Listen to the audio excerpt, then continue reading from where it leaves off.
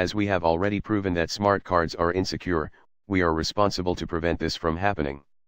Commercially, everybody declares their own products secure, however, nobody yet share their source code except documentation, and such work values profit more than responsibility towards the well-being of human being, which we all look down upon. For these reasons, we are now acting as a defender who research from those unclear documents, implement a working protection, and test the work of our implementation. From the defender point of view, we need two things: an algorithm, which we could put our idea of protection inside, and implement on a piece of hardware, which is the smart card in this case. If we remember, the key factors in power analysis attack are intermediate values and power trace.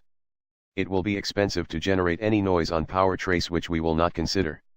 Thus, there was one factor left, the intermediate values. If these values could be guessed by the attacker, the system was to be insecure for sure. The only way we could think of is to modify all these intermediate values, and stop the attackers from guessing correctly. This approach is called masking by a lot of cryptographic people, and as we could guess, the most important values we should mask is the secret key. We came up with this algorithm here.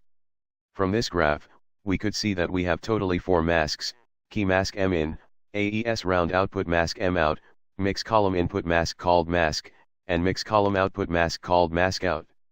The reason why we remask the AES round output mask is that mix column operation requires a mask to protect intermediate value, otherwise, the information could be leaked with the value in the first round. With this algorithm, we could mask all the intermediate values during processing, and theoretically, it will not be possible for attacker to conduct a successful first-order DPA attack. Next, we need to implement this algorithm to the card. Due to the fact that card operating system source code was not provided, we have to implement it and compile our code to fully implement the protection. In the market, the most card operating system uses a protocol called APDU, stands for Application Protocol Data Unit. This communication standard consists of 5 bytes of commands, 16 bytes of data, and 2 bytes of response from the card. In this project, we only need 3 commands as we are only setting the key, passing the plain text and receiving the ciphertext. We encountered a lot of technical issues, which are mentioned in the report, while compiling the source code to the card, but we finally managed to implement a successful masked AES algorithm to the card. With this implementation, we could already try the same DPA attack we conducted, and here are the results. We could see that first-order DPA attack with 1000 traces on masked AES did not review any byte of secret key, and the guessed intermediate values have much less correlation than that of previous attack with only 300 traces.